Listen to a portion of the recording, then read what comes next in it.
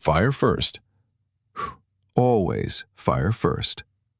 It came up through the floorboards of the bunkhouse like something alive, something hungry. Orange tongues licking the dry pine before any man inside had time to dream a warning. Smoke rolled black across the rafters. A horse screamed somewhere in the dark beyond the corral fence. A lone figure ran through it. Not away from it, through it. Boots pounding, arms wide. A door kicked in with one blow that should have taken 3. 4 men stumbled out coughing into the night air, and behind them, framed for one heartbeat in a doorway wreathed in flame, stood a shape too broad for any doorway built by ordinary hands. Smoke poured around her shoulders like a cloak. Almost didn't make it out herself. Timber cracked overhead. A beam the length of a wagon bed came down where she had been standing half a second before, and she was already gone. Already 3 strides clear, already turning back toward the barn where the animals were screaming now too. Somewhere in town a bell was ringing. Too late, too far. She went into the barn anyway. That was the last anyone saw, clearly, for a while. Just her shape, swallowed by smoke, and the bell, and the fire eating the sky, red over a ranch that would not have a name worth remembering for 11 more years. 11 years later, the wind came down off the ridge different, softer, carrying dust instead of ash. Colton's Ridge, Wyoming Territory, April 1886. The town sat low in its valley, the way towns did out there, hunched against weather, its buildings the color of the dirt they stood in, its one real street rutted deep from wagon wheels and spring mud. A rancher named Elias Hargrove rode into it most Saturdays with the same tired posture, shoulders forward, hat brim low, like a man carrying something heavier than saddlebags. Elias was 34 years old and looked 44, the way grief aged a man out here faster than sun or wind ever could. 3 years now since the fever took his wife Mary, and it had taken something else from him too, something nobody had a name for. He still ran cattle, he still mended fence, he still rode to town for flour and nails and the particular silence that came from being spoken to only in short, necessary sentences. He did not yet know that his life was about to be split cleanly in 2, the way a rail splitter's maul splits a log along its grain. Before and after. The ranch he kept, called Hargrove Land, though his father had built it, sat 8 miles north of town against the foothills, 600 acres of grass and creek bottom that should have been thriving, and instead limped along on the labor of one grieving man and 2 hired hands who came and went with the seasons. The house itself had gone quiet in a way houses do when the person who filled it with talk and cooking smells and small movement is gone.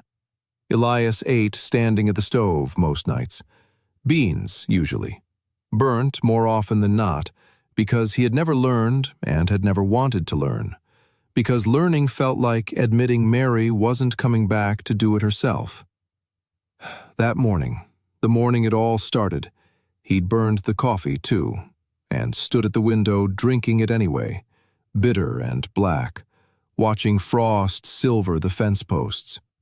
His hired man, Walt Dunmore, found him there when he came up from the bunkhouse. Walt was 60 if he was a day, weathered like driftwood, and one of the only men in the county who still spoke to Elias like a person instead of a tragedy. "You gonna eat something that ain't ash one of these days?" Walt said, not unkindly. Elias didn't answer right away. He rarely did. "Cows need moving to the east pasture," he said instead. "Cows can wait 10 minutes for a man to eat breakfast." Walt poured himself coffee, grimaced at the taste, drank it anyway. "You look like hell, Elias," meaning that with love. "I look like a man with a ranch to run." "You look like a man who needs a cook." Walt said it plain, the way he said most things, setting the tin cup down on the table with a small, definitive click. Saw a notice up at the Mercantile. Woman looking for work. Cooking, mostly. Some other things too, from what Pruitt says. Elias's jaw tightened. I don't need charity notices posted about my kitchen. Nobody posted anything about your kitchen. It's a general notice. Woman's looking for work is all. Walt shrugged. An old man's shrug. Economical. Just seemed like Providence. You complaining about burnt coffee, and there being a cook looking for a place 5 miles off? I wasn't complaining. You're always complaining, Elias. You just do it real quiet. That got the ghost of something from Elias. Not quite a laugh, but close enough that Walt counted it a victory and said nothing more about it. Because that was the other thing about Walt. He knew when to let a silence sit. He finished his coffee and went out to saddle the horses, and Elias stood a moment longer at the window, looking at the frost, thinking he ought to go to town Saturday anyway for flour. And if there happened to be a notice up at the Mercantile, well, a man could look at a notice without it meaning anything. He did not yet know how wrong that thought would turn out to be, or how completely wrong. In the very best way a man could be wrong. 15 miles east, in a town called Prescott Flats, a woman named Odessa Bell was folding the last of her belongings into a trunk that had once belonged to her mother, and doing it with the particular economy of someone who has packed and unpacked more times than she cared to count. Odessa stood 6 feet and 2 inches in her stocking feet, and had stood that tall, or near enough, since she was 14 years old, a fact that had shaped every room she'd ever walked into, and every job she'd ever been offered, and every job she'd ever lost. She had broad shoulders that could carry a hog carcass over open flame without strain, hands that could knead 40 pounds of dough before breakfast, and a laugh, when she allowed herself one, that filled the room the way her body did, completely, without apology.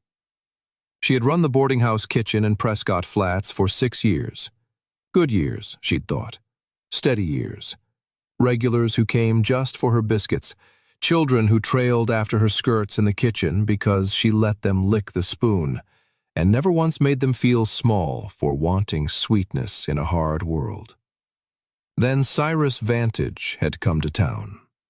Vantage was the kind of man who never raised his voice, who wore a clean coat even in dust season, who smiled with his mouth and never his eyes. He'd bought the boarding house's note quiet as anything, through a bank 3 counties over, and called it business, called it opportunity, called it nothing personal at all. Even as he told the owner, old Mrs. Kessler, that the new arrangement required new staff more suited to the establishment's image going forward. He hadn't said the word. He never said the word. He didn't have to. Odessa had spent her whole life reading the shape of an insult, even when it wore a courteous coat, and she read this one clear as print. Too big. Too much. Not the picture a fine establishment wanted greeting its guests at the door. Mrs. Kessler had cried when she told her, actually cried, wringing her apron in both hands. I'm sorry, Odessa, I am so sorry. I don't have a choice anymore. It's his building now. I know it, Odessa had said, and meant it kindly, because none of this was Mrs. Kessler's doing, and there was no sense putting weight on shoulders that hadn't earned it. But that night, alone in the room she'd rented above the kitchen for 6 years, Odessa had allowed herself exactly 1 hour of grief, sitting on the edge of the bed with her big hands folded in her lap. And then she had gotten up and lit the lamp and started packing. Because that was the thing nobody understood about a woman built like she was built. The world expected her to be tough enough to bear anything without complaint, and cruel enough to survive it without softness. And she had spent 30 years proving both things were true without ever once letting them make her hard all the way through. She still had that softness. She just didn't hand it out for free anymore. The next morning, she rode her mule into the center of Prescott Flats and read the notice board outside the Mercantile, same as she did most weeks, mostly out of habit, mostly expecting nothing. And there, pinned crooked with one nail, a scrap of paper in a careful, tired hand. Rancher seeking cook and housekeeper. Colton's Ridge, 8 miles north of town. Room, board, and fair wage. Inquire by letter. Odessa read it twice, then a third time, because something in the plainness of it, the lack of flourish, struck her as honest in a way most notices weren't. No mention of appearance, no mention of age or temperament or references from fine society, just work, offered plainly to whoever could do it. She did not yet know the man who'd written it had almost not written it at all, that Walt Dunmore had penned half of it over Elias's shoulder, while Elias stood at the Mercantile counter insisting he didn't need a notice put up about his kitchen, only to relent with a scowl and a scrawled signature, because Walt had simply refused to stop talking until he did. She only knew that 15 miles west there was a ranch, and a stranger, and possibly a roof that needed a cook exactly as much as she needed a roof. She went home and wrote the letter that same afternoon, and it was, by her own later admission, a very honest letter. Sir, I am a cook of 6 years' steady experience, presently seeking new position due to change in ownership at my former place of employment. I should tell you plainly, as I believe plain dealing saves everyone trouble later. I am a large woman, 6'2", broad through the shoulder, strong enough to do a man's share of heavy work alongside a woman's share of kitchen work. Some establishments have found this unsuitable to their character. If that describes your ranch, I would rather know now than after a long ride for nothing. If it does not, I am available to start within the week. O. Bell. She sealed it before she could talk herself into softening it, and wrote it to the post office herself. It sat in the Colton's Ridge post office for 4 days before Elias came to town again, because he came to town on Saturdays and no other day, grief having taught him the value of a fixed and simple routine that required no decisions. Walt was the one who fetched it, actually, along with a sack of nails and a paper of pins Elias hadn't asked for, and handed it over at the wagon with a look that Elias didn't like the shape of. "What?" Elias said. "Nothing. Just read your letter." Elias read it, standing at the wagon, in the cold April light, and Walt watched his face do something it hadn't done in 3 years, which was change. Not much. A small furrow between the brows, a slower breath, but something. "She's very direct," Elias said finally. "That a problem?" "No."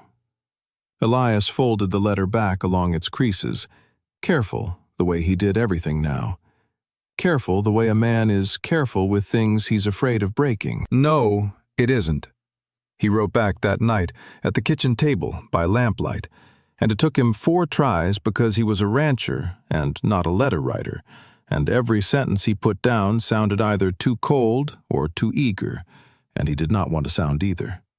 What he settled on, in the end, was short. "Miss Bell, your size is no concern of mine. I need a cook who can run a kitchen and not flinch from hard work, and your letter tells me you're exactly that. Room is small but sound. Wage is fair, 40 a month and board. If you're still willing, come Thursday next. I'll send a man with a wagon to the Prescott Flats depot at noon.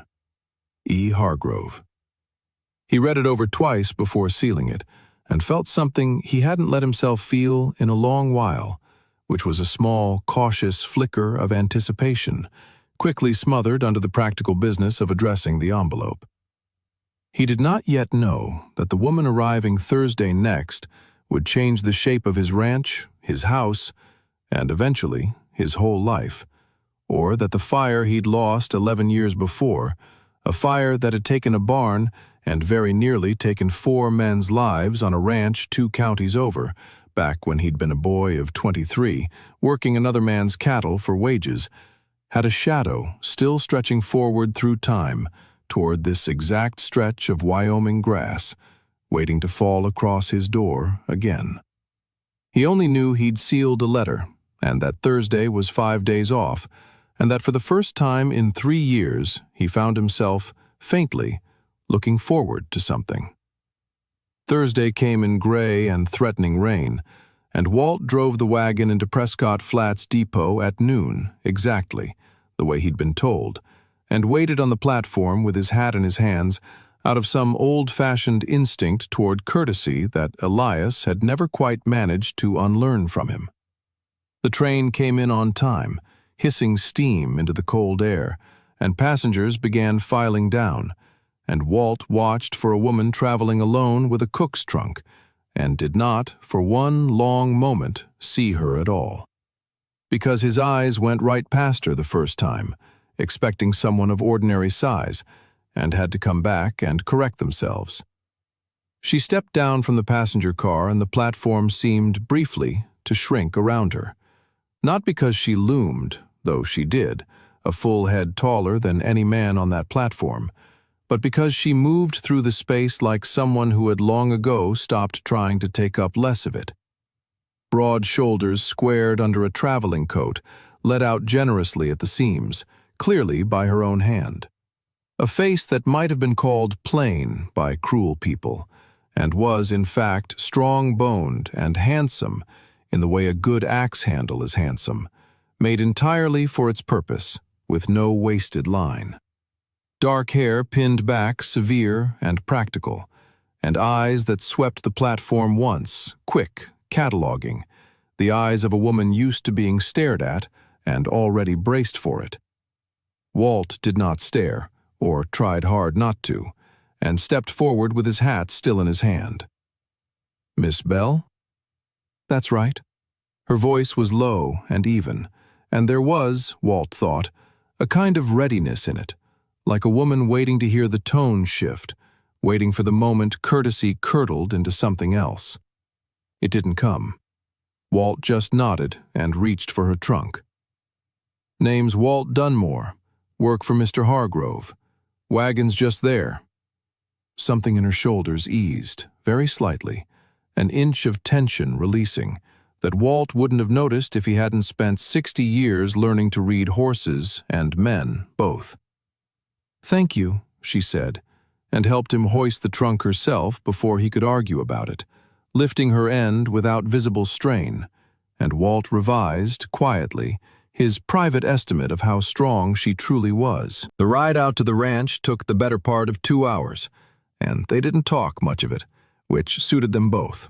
Walt because he wasn't much for chatter with strangers, Odessa because she was watching the country roll by, grassland and far blue hills, and thinking, as she always did in a new place, about escape routes and unfriendly faces, and how quickly she might need to leave if this turned out like the last 3 tries had turned out. It was near dusk when the ranch house came into view, low and long, smoke rising thin from the chimney, and a man stood in the yard waiting, hat off despite the cold, and Odessa understood, before a word was said, that this was Elias Hargrove, and that he was watching the wagon's approach with an expression she hadn't seen aimed at her in a long while. Not appraisal, not the slow up-and-down cataloging of size and shape that she'd learned to expect and brace against. Just waiting. Plain, open waiting. The way a man waits for weather to arrive, curious about it but not afraid. The wagon stopped. Odessa climbed down before anyone could offer a hand, out of long habit, and stood at her full height in the ranch yard, and let the silence stretch exactly as long as it needed to. Elias looked at her, really looked, taking in the whole of her without flinching and without gawking either, and after a moment he said the only thing that mattered, which was, "You made good time." Not a word about her size, not a comment, not a joke, not the too careful over-politeness that was its own kind of insult. Just an observation about the road. "Your man drives fast," Odessa said, and something in her voice had eased another notch. "Walt drives like the wagon owes him money." Elias almost smiled. Almost. "Kitchen's this way, if you want to see it before dark. Room's off the back, small, but it's yours alone." "That'll do fine." Odessa hefted her own trunk before Walt could get to it and followed Elias toward the house, and did not yet know that the careful, wary calculation she'd been running since the moment she stepped off that train. How long before this one shows his true colors? How many weeks before the courtesy cracks? Was about to prove wrong in the slowest, most surprising way of her life. She only knew the house smelled of burnt coffee, and that the man walking ahead of her had a tired set to his shoulders that reminded her, with a small ache she didn't examine too closely, of grief she recognized because she carried her own kind of it. The kitchen, when she saw it, told her everything the letter hadn't. A good stove, well-built, badly used. Shelves half empty. A single chipped plate set out on the table. Evidence of a man eating alone, standing, not sitting, because sitting down to a table for one was its own kind of unbearable. Odessa had seen kitchens like this before. Not often. But she knew the shape of a house where grief had eaten the cooking along with everything else. She set her trunk down in the small back room and did not ask about a wife because it wasn't her place yet, and because the chipped single plate had already told her the answer. And she went back to the kitchen and looked at the cold stove and said simply, "I'll have this fire going and something hot on the table within the hour, if that suits." Elias, standing in the doorway, looked at her for a long moment. "That suits fine," he said. He did not yet know it would be the best meal he'd eaten in 3 years, or that within a month the chipped single plate would be joined wordlessly by a second one, set across the table each evening without either of them remarking on it, as though it had always been there. The first weeks passed the way careful things pass. Slow, deliberate, each day a small brick laid on the one before. Odessa rose before dawn, out of long habit, and had the stove roaring and biscuits proofing before Elias came down. And he took to eating at the table instead of standing, though it was 3 days before he said anything about it beyond a grunted thanks, and a full week before the grunt turned into actual words. "These are better than my mother's," he said one morning, over eggs and biscuits and coffee that did not, for the first time in 3 years, taste of ash. Odessa, at the stove, did not turn around, but something in her back straightened. "High praise or a low bar? Which was your mother's cooking like?" "Terrible," Elias admitted.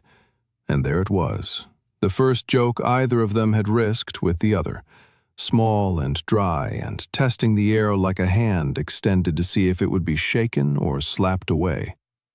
Odessa laughed, actually laughed, a full sound that filled the small kitchen entirely, and Elias found himself smiling back before he'd decided to, an unfamiliar movement in muscles gone stiff from disuse.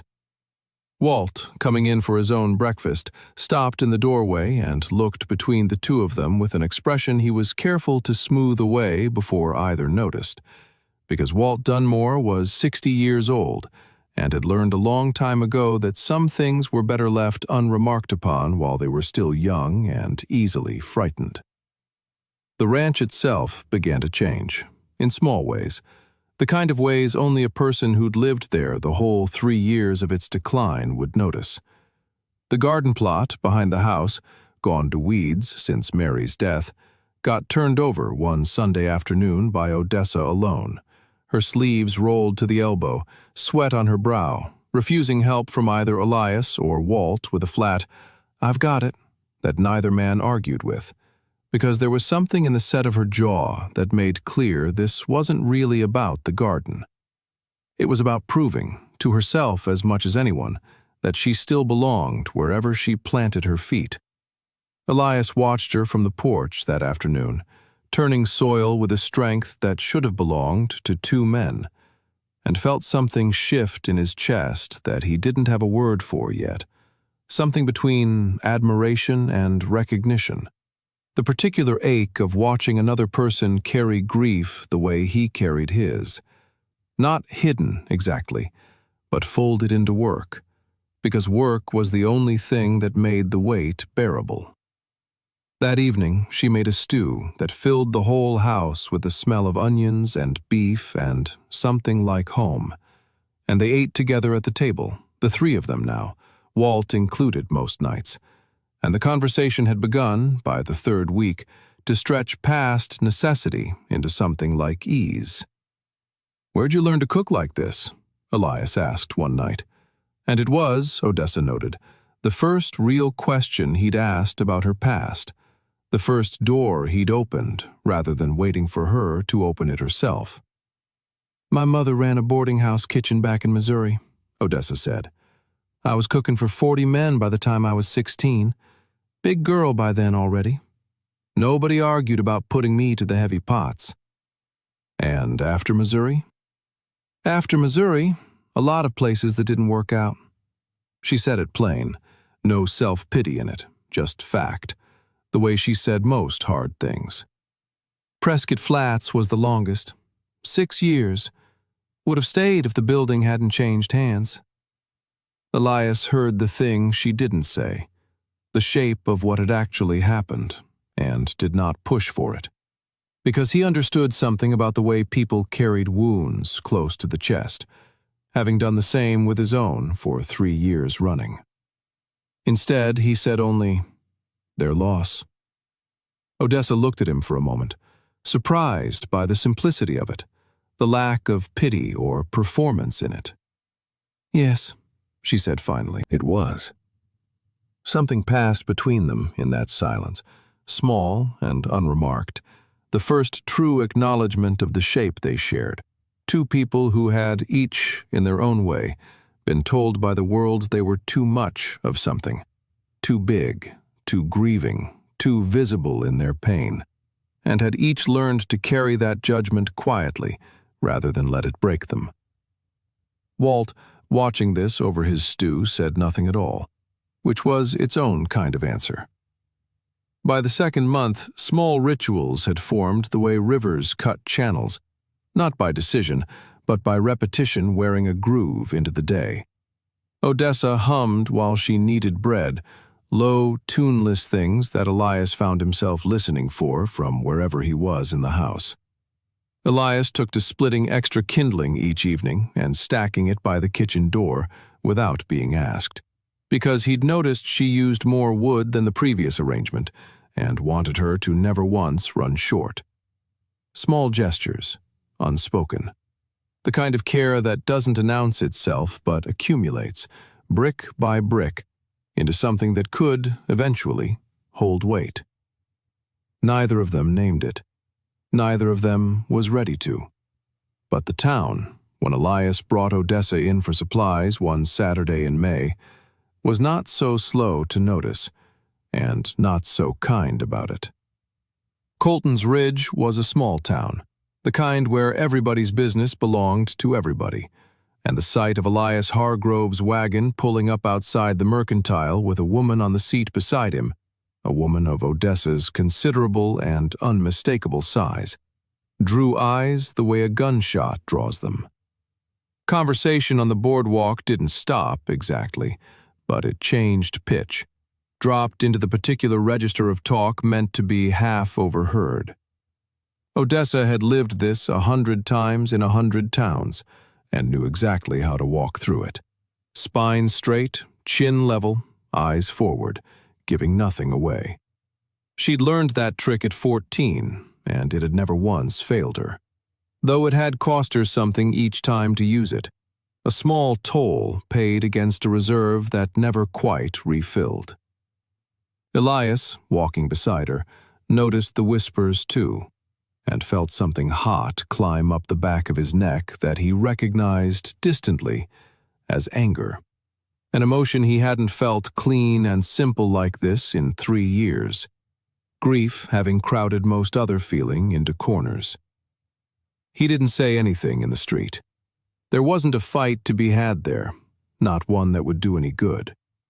But at the mercantile counter, when Ezra Pruitt, the storekeeper, made some comment under his breath to another customer about Hargrove's new giant, loud enough to carry, Elias set down his coin purse with more force than the transaction required, and said, clear enough for the whole store to hear, "Miss Bell runs my kitchen better than it's been run in years, and I'll thank this town to mind its own affairs." The store went quiet. Pruitt's face reddened. Odessa, standing a few feet back with a sack of flour in her arms, felt something crack open in her chest that she hadn't expected and wasn't prepared for. Not gratitude, exactly, or not only that, but something closer to disbelief, the particular vertigo of being defended by someone with nothing to gain from it. Nobody had done that for her in a long, long time. They rode home mostly in silence after that, but it was a different silence than the one they'd started with 2 months before. Fuller, somehow, weighted with something neither of them had language for yet. "You didn't need to do that," Odessa said finally, when the town was well behind them and the wagon rocked easy over the prairie road. "I know," Elias said. "Then why'd you do it?" He was quiet a moment, watching the road, and when he answered it was with the same plainness that had marked every honest thing he'd said to her since her letter first arrived. "Because it was true, and because nobody should have to hear that kind of talk about themselves and just take it." Odessa looked at him for a long moment, at the tired set of his shoulders and the stubborn line of his jaw, and felt the last careful brick of her guard settle a little looser in the wall she'd built. "Well," she said, and there was warmth in it now, unmistakable. "Aren't you full of surprises, Mr. Hargrove?" "Elias," he said, "you've been in my kitchen 2 months. Think we're past the mister by now?" "Elias, then." She said his name like she was trying its weight, and found, apparently, that it fit. She did not yet know that the very same week, 15 miles away in Prescott Flats, Cyrus Vantage was reading a letter of his own, a letter concerning a parcel of land 8 miles north of Colton's Ridge, land with good creek water and better grass than anything he currently held title to, land that belonged, according to the county records his lawyer had just finished searching, to a rancher named Elias Hargrove, whose deed, it turned out, carried an old and interesting flaw. She only knew that for the first time in longer than she could easily remember, she had ridden into a town, been treated cruelly by strangers, and ridden home to find comfort waiting instead of more cruelty. It felt, she thought, almost like something she could trust. Almost. Summer came on hot and full that year, the grass tall and green from good spring rains, the cattle fat and easy on the range, and the ranch itself seemed to anyone passing by to have shaken off some old sickness. The house had light in its windows past dark now, laughter some evenings, the smell of good cooking carrying clear across the yard to the bunkhouse where Walt slept easier than he had in years, glad, in his quiet way, to see the place breathing again. Elias and Odessa had settled into something neither of them examined too closely, for fear that naming it might frighten it off. Mornings began with coffee that no longer tasted of ash. Evenings ended, more often than not, on the porch, Elias mending tack or splitting kindling, while Odessa shelled peas or mended shirts, the two of them talking about small things: weather, cattle prices, a hawk that had taken up nesting in the cottonwood by the creek, and occasionally, carefully, about larger things. "You ever think of going back?" Elias asked one such evening, the sky gone the color of a ripe peach behind the hills. "To Prescott Flats, or Missouri?" Odessa considered the question with the seriousness she gave most things. "No," she said finally. "There's nothing behind me worth going back for. My mother's gone. The boarding house isn't mine anymore. Missouri was a long time ago." She glanced sideways at him. "What about you? You ever think of selling up? Going somewhere new, away from all the memory of it?" It was the first time she'd referenced Mary directly, even obliquely, and Elias felt the question land somewhere tender, but not unbearably so. The way an old wound feels when it's finally begun, truly begun, to heal. "No," he said.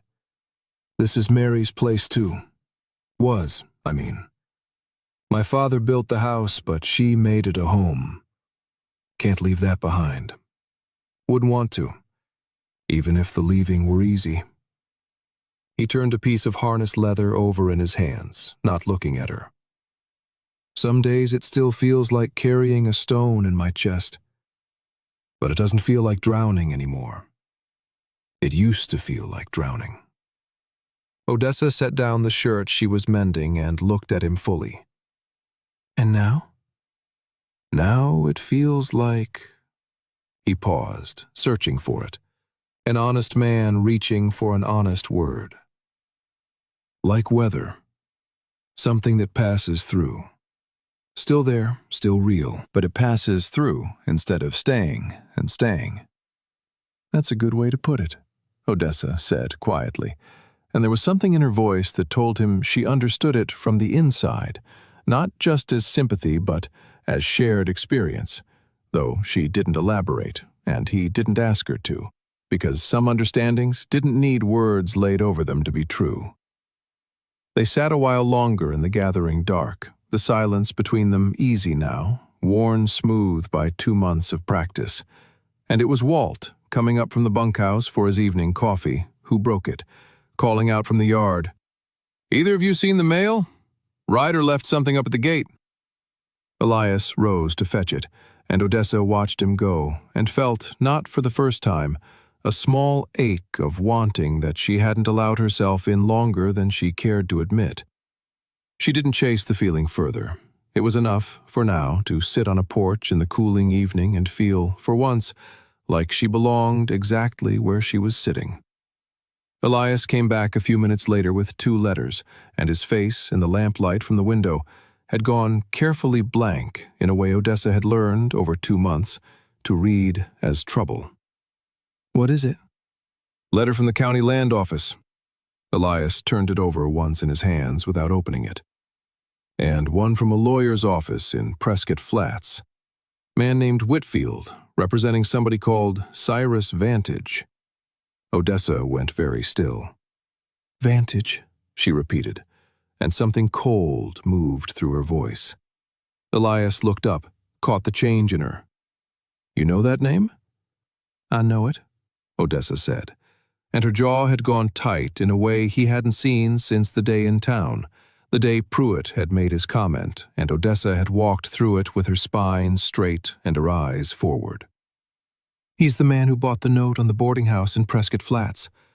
The man who put me out of 6 years' work with a smile on his face and never once raised his voice doing it." The two of them looked at each other for a long moment in the lamplight, and something passed between them that was closer to dread than either wanted to admit. The sense, sudden and unwelcome, of a shadow they hadn't seen coming, finding its way toward them regardless. Elias broke the seal on the lawyer's letter first, and read it in silence, his face going through several changes Odessa watched but couldn't fully interpret. Confusion, then something harder, Then something that looked almost like fear, an expression she had never once seen on him in 2 months of watching him carry grief with quiet steadiness. "What does it say?" she asked finally, when his silence had stretched too long to bear. Elias looked up. "It says Cyrus Vantage has purchased a note against this ranch, a note my father took out 11 years ago and never fully cleared before he died. Says the note's in default, and he intends to call it, and unless I can pay the balance in full within 60 days... He stopped, folded the letter along creases gone suddenly sharp. "Unless you can pay it, what?" "He forecloses. Takes the ranch." Elias's voice had gone flat, the particular flatness of a man reciting a fact too large to feel yet.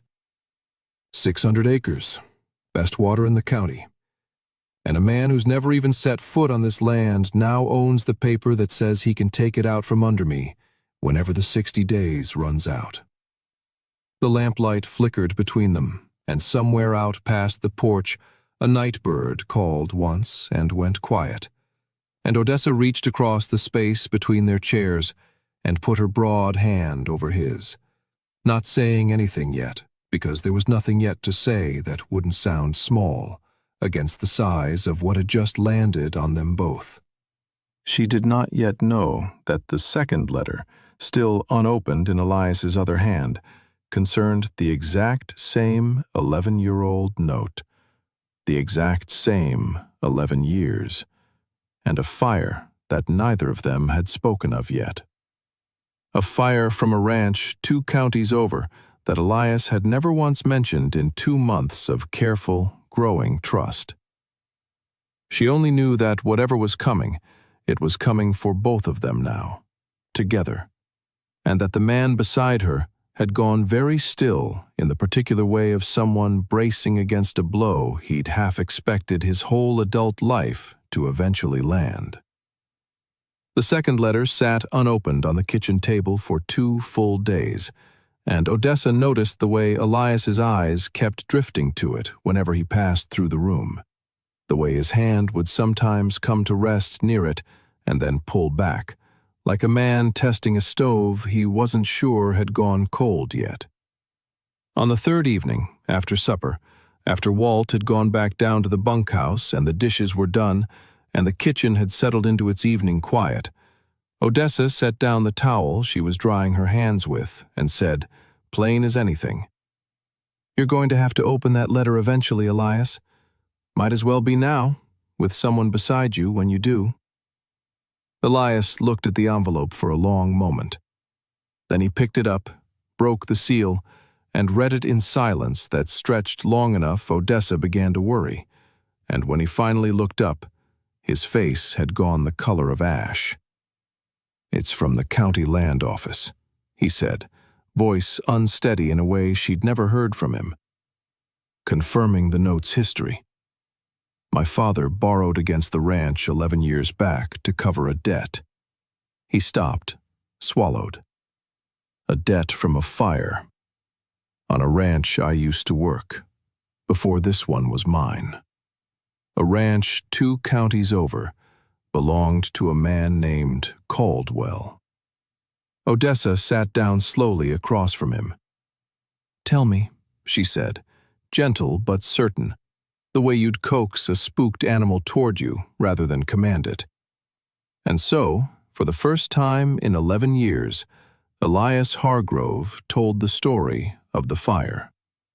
He'd been 23, working cattle for old man Caldwell on a spread 2 counties east, and there had been a night, a hot, dry August night, when the bunkhouse caught, likely from a knocked lantern, though nobody ever proved it for certain. 4 men trapped inside, and a woman, a hired hand's wife who'd been staying in the barn loft while her husband's cabin got built, who'd run into that fire twice, once for the men, once for the horses, and gotten every soul out alive before the barn roof came down entire. "I was one of the 4 in that bunkhouse," Elias said quietly. "She pulled me out with her own 2 hands. I never even got her name clear before she was gone again. back into the smoke for the horses. Never saw her again after that night.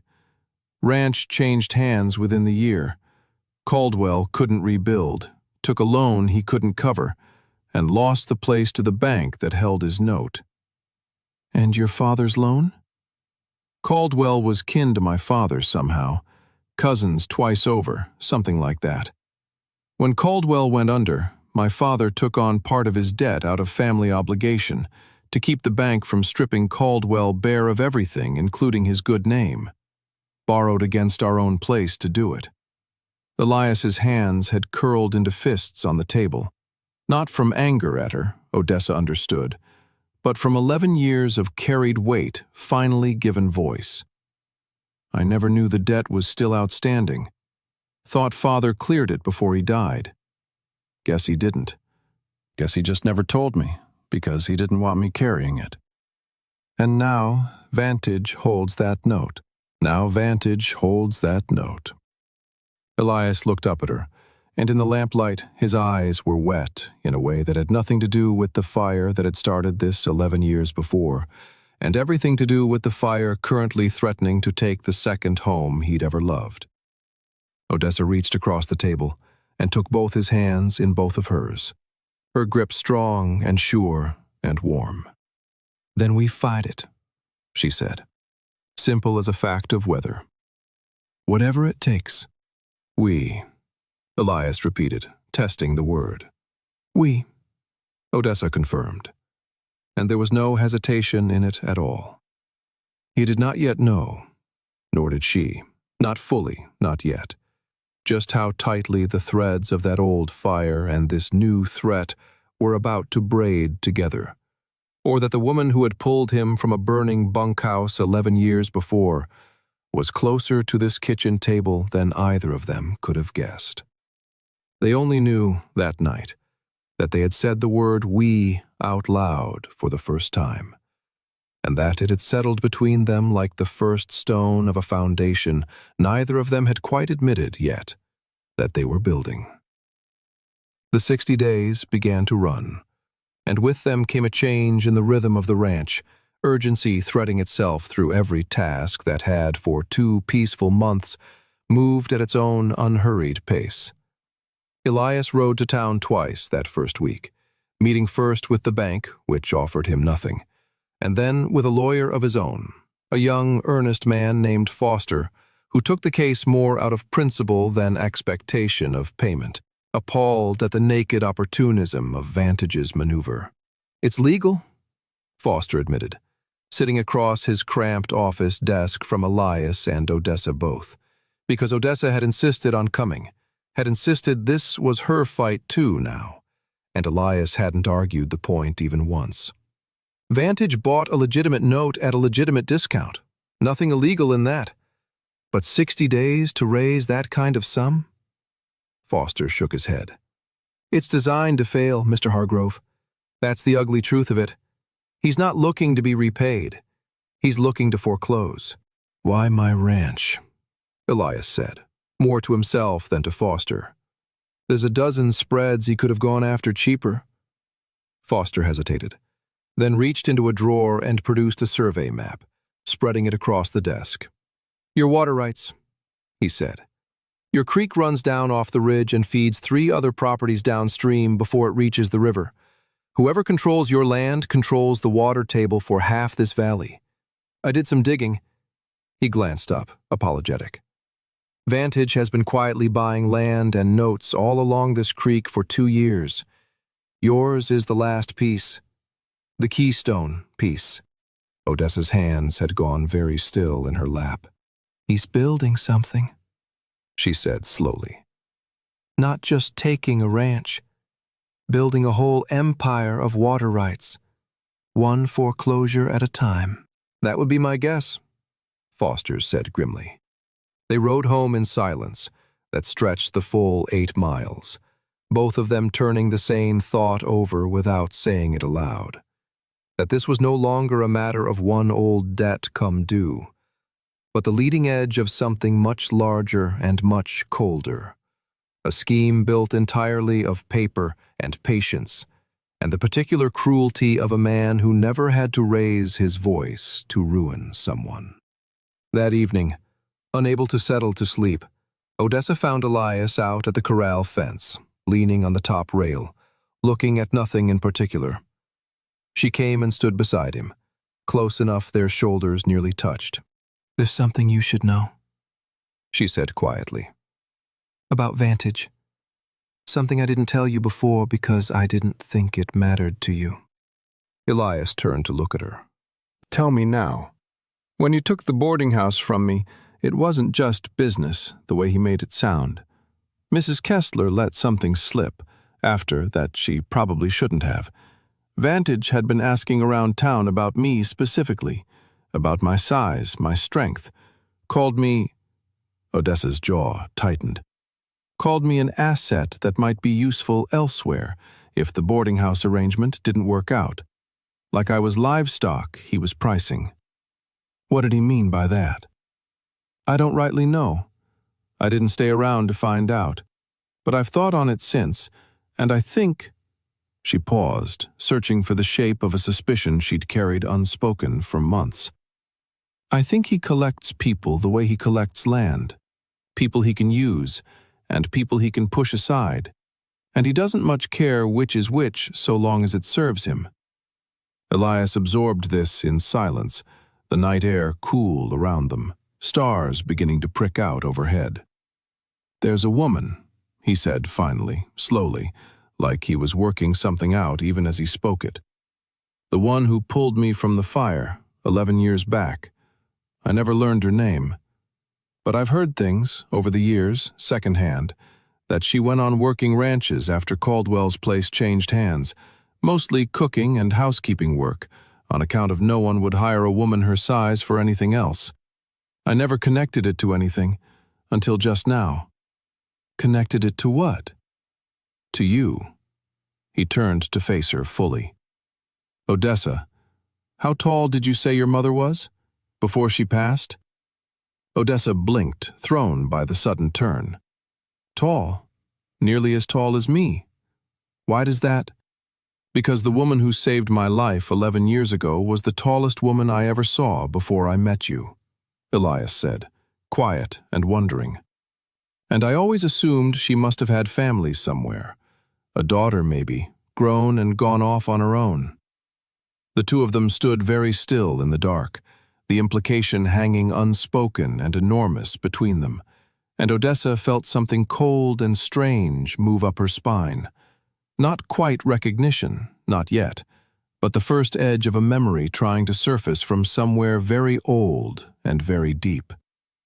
"My mother worked a ranch 2 counties east of here when I was young," she said slowly.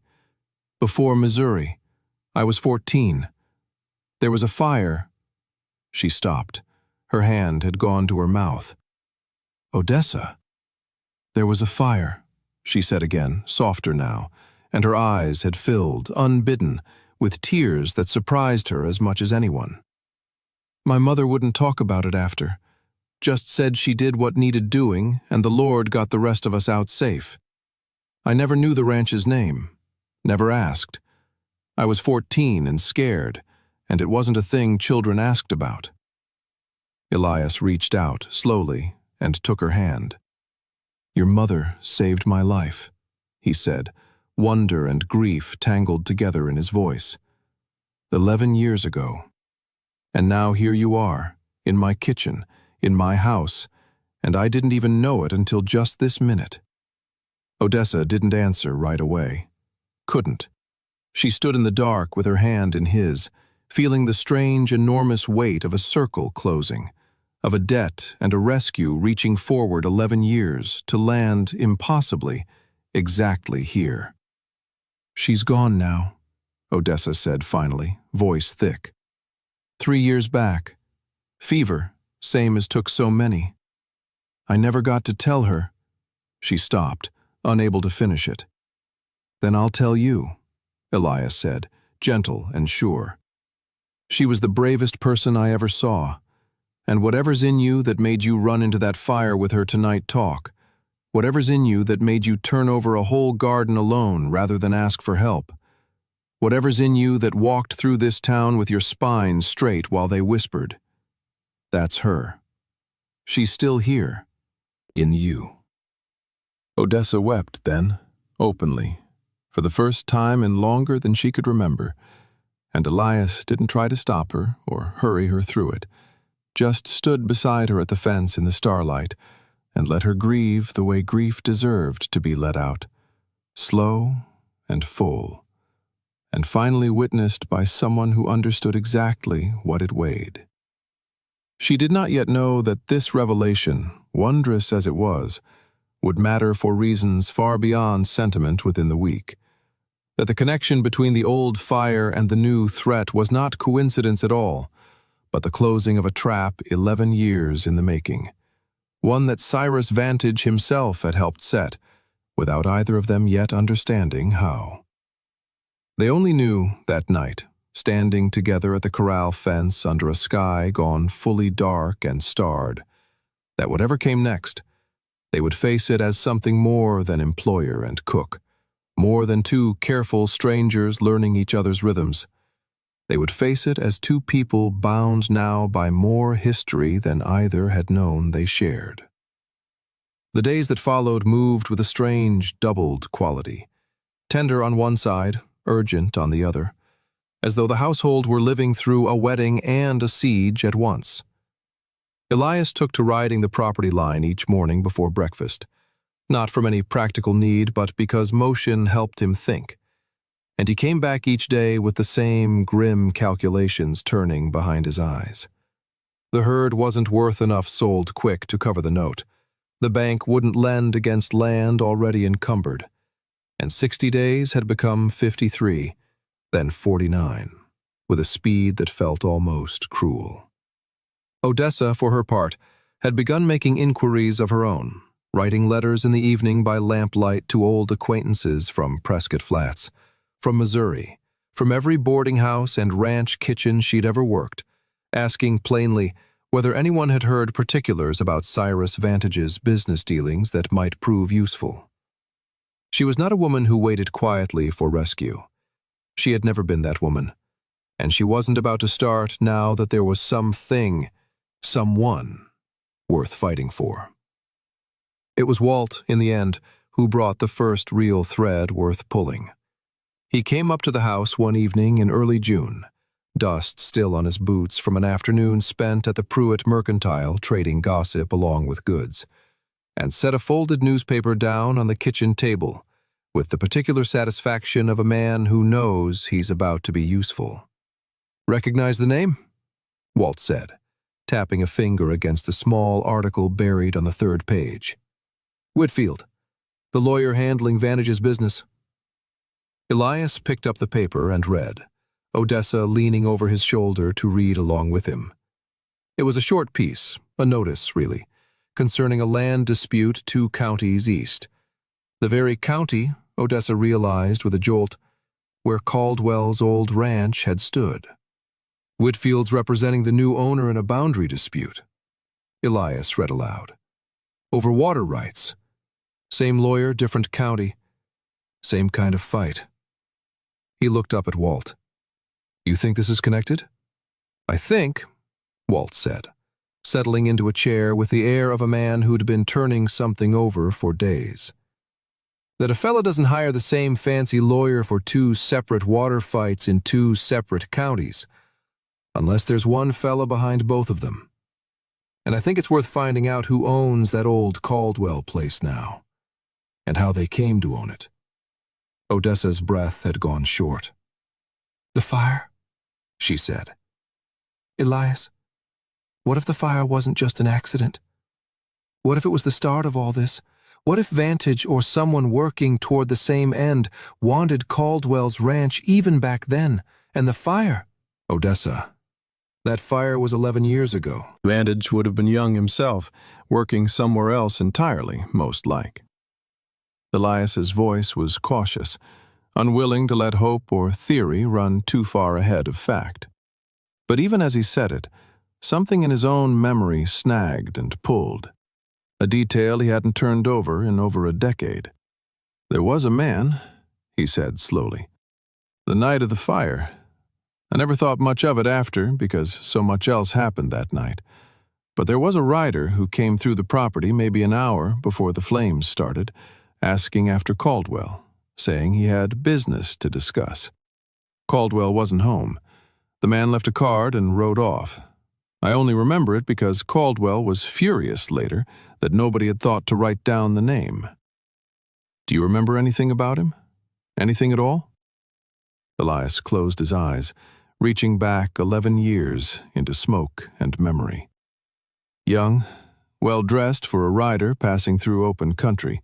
Smooth-spoken, I recall Caldwell's foreman saying.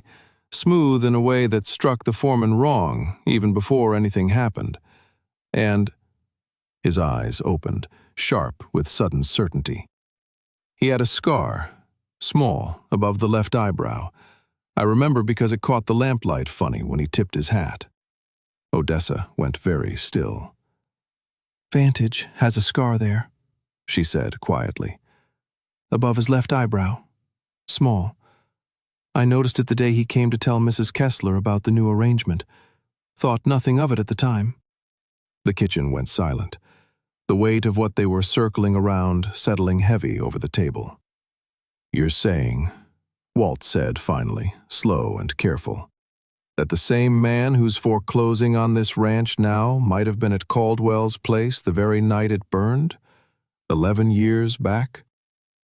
"I'm saying it's possible," Elias said, though his voice had gone hard now. Hard in a way Odessa hadn't heard from him before. The sound of old grief curdling fast into something sharper. "I'm saying a man doesn't show up asking business with a rancher an hour before that rancher's bunkhouse catches fire, and then, 11 years later, turn up holding the note on the debt that fire created, purely by coincidence." "We don't have proof," Odessa said, ever practical even with her own pulse hammering. "A scar and a memory 11 years old won't hold up to any lawyer, let alone a judge." "No," Elias agreed. "But it's a thread. And Foster said Vantage has been buying up land along this whole creek for 2 years. If he's been doing this kind of thing a long while, buying, or making trouble that forces a sale, or worse." He didn't finish the thought, didn't need to. "Then there's a pattern somewhere," Walt said. "And patterns leave paper. County records, bank records, insurance claims from that old fire, if any were ever filed." He looked between the two of them, weathered face set with unexpected resolve. "I know a fella at the county recorder's office in the next town over. Owes me a favor from way back.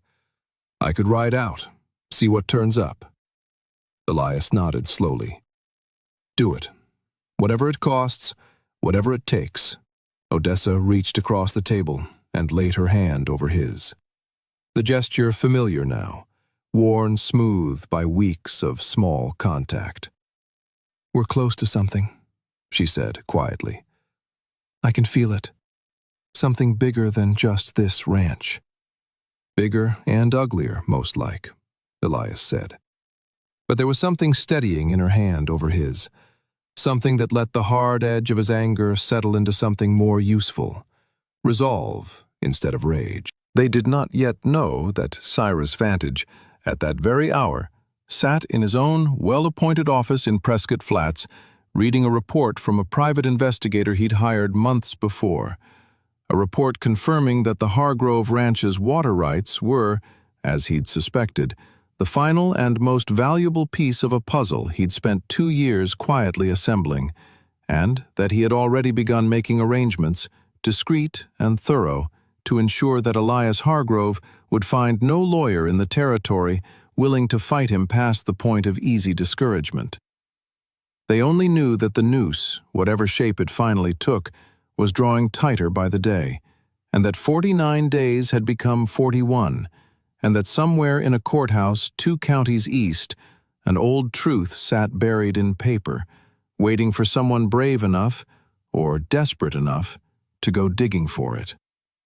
Walt left before dawn 3 days later, riding the county road east with a letter of introduction from Foster tucked in his coat and a grim determination in his weathered face that made Elias almost afraid for him, though Walt waved off every offer of company with the flat insistence of a man who knew his own capabilities and didn't care to have them doubted. He was gone 4 days. 4 days in which the ranch held its breath, in which Elias rode fence and Odessa cooked, and both of them found themselves listening, at odd moments, for hoofbeats on the road that weren't there yet. The nights, at least, had softened even as the days sharpened, the two of them drawing closer in the particular way people do when facing a shared danger. Not rushed, not reckless, but steady, deliberate. Each evening on the porch, a small, further brick laid in a foundation that had stopped being purely practical weeks before and had become something neither of them needed to name aloud to feel entirely. "You're not sleeping," Odessa said one night, studying the shadows under his eyes in the lamplight spilling from the kitchen window. "Neither are you," Elias said, and it was true. She'd taken to sitting up later than usual, mending or writing letters, or simply staring into the middle distance with the particular stillness of a person doing hard arithmetic in her head. "I keep thinking about her," Odessa admitted.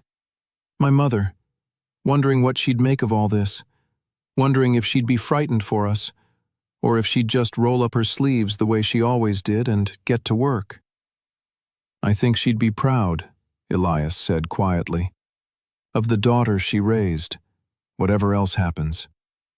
Odessa looked at him for a long moment, something warm and startled moving behind her eyes, and reached over without quite deciding to and took his hand where it rested on the porch rail. Neither of them said anything more. Neither of them needed to. Walt returned on the 5th day, dust-caked and saddle-sore, but with a leather satchel of documents that he set on the kitchen table with the triumphant weariness of a man who'd earned every mile of the ride. "Took some doing," he said, accepting the coffee Odessa poured him with visible gratitude. "My fella at the recorder's office had to dig through boxes nobody'd touched in a decade. But it's here, all of it." They spread the papers across the table. Deed transfers, foreclosure notices, a faded insurance claim from the year of the fire, and pieced together, over the better part of an hour, a story uglier than even their worst suspicions had painted. Caldwell's ranch, it turned out, had been the first in a long chain. The fire that destroyed his bunkhouse and barn had been ruled accidental at the time, a lantern knocked in the night, no more thought given to it. But the insurance claim, filed weeks later, had been contested by an underwriter's agent whose signature, cross-referenced against a bank ledger Walt's contact had also dug up, matched a name Elias recognized instantly. "Cyrus Vantage," Elias read aloud, voice tight. He wasn't just passing through that night. He worked for the insurance company that held Caldwell's policy. He had motive to see that claim contested, delayed, denied, anything that would push Caldwell toward defaulting on his own debts instead of collecting what he was owed. And once Caldwell defaulted, Odessa said, working it through even as she spoke it, the bank took the ranch, and somewhere down the line that same bank, or a shell of it, ended up selling the land to a holding company, Walt finished, tapping a separate document, a deed transfer dated some 6 years back, registered under a name that traces, my fella tells me, straight back to Cyrus Vantage himself. He bought Caldwell's old ranch for a fraction of its worth, years after making sure Caldwell never had the money to keep it.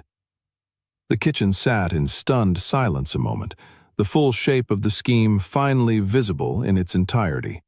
A young man, 11 years back, setting in motion a slow catastrophe with nothing more than a delayed insurance payment and a knocked lantern that may or may not have been entirely accidental, and then patiently, methodically, buying up the wreckage of that catastrophe piece by piece over the following decade, expanding always toward the water, always toward the one resource that would let him control an entire valley's worth of ranches from behind a desk in a town most of his victims never even had reason to visit. "He's done this before," Elias said slowly, "and he's doing it again. Right now. To me." "To more than just you," Walt said grimly, pulling out one more document, a list apparently compiled by his contact from scattered county records across 3 counties of properties along the same creek system that had changed hands under suspiciously similar circumstances over the past 6 years. 7 ranches, 7 families pushed out, bought out, or foreclosed on, each transaction routed eventually back to holding companies that traced, with enough patience, to the same well-dressed man with the small scar above his left eyebrow. Odessa's hands had gone white-knuckled on the table's edge. 7 families, she repeated. 7. "And us next," Elias said. "The last piece. The keystone, like Foster said." The silence that followed was heavy with a different kind of weight now. Not fear exactly, though fear was in it, but something harder and more purposeful. The particular resolve that comes when an abstract dread finally resolves into a concrete enemy with a name and a face and a paper trail. "We take this to the sheriff," Odessa said, "and to Foster, and to every family on that list if we have to. Vantage has been quiet and careful for 6 years because nobody's ever put the whole picture together in one place. We put it together." "He'll fight it," Elias said. "Man with that much money, that many lawyers." "Let him fight it," Odessa said, and there was something in her voice now that Elias hadn't heard before, something that reminded him, with a small, proud ache, of the woman who'd run into a burning barn without hesitating even once. "I didn't run from Vantage in Prescott Flats because I was afraid of a fight. I ran because I didn't have the ground to stand on yet. I have it now." They did not yet know how quickly Vantage himself would move once he learned, through channels he maintained in every town he'd ever touched, that a rancher and his cook had begun asking pointed questions 2 counties away, or how far he was prepared to go to protect 6 years of careful, quiet theft. They only knew that the papers on the table represented a weapon. Finally, after weeks of feeling like prey circling slowly toward a trap, and that come morning, they intended to use it. Foster read through the documents twice, his earnest young face going progressively grimmer with each pass, and when he finally looked up from the last page, his hands were not quite steady. "This is," he started, then stopped, shook his head, started again. "This is enough to bring real charges. Fraud, at minimum. Possibly arson, if we can establish intent behind that first fire, though 11 years is a long time to prove intent on anything." He looked up at the 3 of them gathered in his cramped office. "But it's also enough to get someone killed trying to bring it to light, if Vantage learns what you found before you're ready to use it. Men like this don't go down quiet just because the truth catches up to them." "So, what do we do?" Elias asked. "We move fast, and we move public," Foster said, some of the earlier grimness giving way to a lawyer's calculating focus. "I know the circuit judge is due through Colton's Ridge in 11 days for the quarterly session. If we can gather the other affected families, the 7 you found, or as many as we can reach in time, and present this in open court, in front of the whole town, Vantage won't be able to bury it quietly the way he's buried every complaint before now. Public pressure, combined with the paper trail, might be the only thing fast enough to outrun whatever he tries next." 11 days, Odessa said. "That's cutting it close against the 60 on the note." "It'll have to be close enough," Foster said. "Better a close race than none at all." The following days blurred into a kind of controlled urgency. Elias and Walt riding out in different directions to track down the other families named in the documents. Some still living in the county, scraping by on smaller land or hired work after losing their own ranches. Others moved on entirely, addresses growing cold with each inquiry. It was slow, frustrating work, made harder by the fact that several of the families, when finally found, were reluctant to come forward at all. "Man ruined me once already," said one, an old widower named Hutchins, who'd lost his spread 4 years back and now worked as a hand on someone else's land. "Not eager to give him a second chance at it. He can't ruin what he's already taken," Elias pointed out, gently but firmly. "But he can be made to answer for it, if enough of us stand up together." It took convincing, patient, repeated, sometimes frustrating convincing. But by the 9th day, 4 of the 7 families had agreed to appear before the judge, their stories laid alongside Elias's own, a chorus of quiet devastation that, taken together, painted a picture no single complaint could have painted alone. Odessa, meanwhile, had not been idle. She'd written to Mrs. Kessler in Prescott Flats, laying out plainly what they'd discovered, and received back a letter within 3 days that made her sit down hard at the kitchen table, her broad shoulders shaking with something between fury and vindication. "Odessa, I always suspected something wasn't right about the speed of that sale. I have kept all this time a copy of the original note transfer paperwork, which Mr. Vantage's clerk left behind by accident the day the arrangement was finalized. I did not know what to do with it until now. I am sending it to you by the fastest post I can manage. If it helps you, and helps bring that man some measure of justice, then some good will have come of a very hard year. Margaret Kessler." Enclosed was exactly what she'd promised, a transfer document showing in black and white that Vantage had misrepresented the boarding house's outstanding debt to Mrs. Kessler by nearly double its actual amount, pressuring her into a sale far below fair value under false pretenses. Fraud, plain and documented, in Vantage's own clerk's handwriting.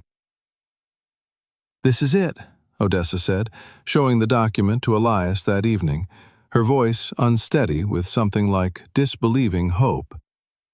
"This is real proof, not just a scar and old memory, real proof, in his own hand." Elias took the document, read it twice, and looked up at her with an expression she hadn't seen on him before. Fierce pride mixed with something gentler underneath it. "Your Mrs. Kessler just handed us the keystone to the whole case." "She's not my Mrs. Kessler," Odessa said, though there was a smile pulling at the corner of her mouth despite the gravity of the moment. "But she's a good woman, always was." That night, for the first time since the letters had first arrived weeks before, they allowed themselves a small measure of hope over supper, Walt included, the 3 of them laughing, actually laughing, unguarded, over some old story of Walt's youth that had nothing to do with fires or foreclosures or scheming lawyers. And Elias found himself, in the middle of that laughter, looking across the table at Odessa with a feeling he could no longer pretend not to recognize. He did not yet know that, even as they laughed, a rider was already 3 hours out from Prescott Flats, carrying a message to Cyrus Vantage that would reach him well before dawn.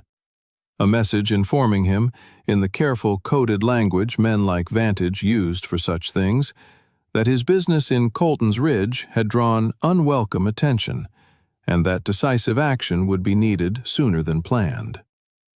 He only knew that hope, however fragile, had returned to his table for the first time in 11 years, and that the woman across from him had become, somewhere in the past 3 months, the person he most wanted to protect, and most wanted to be seen by, in equal and tangled measure.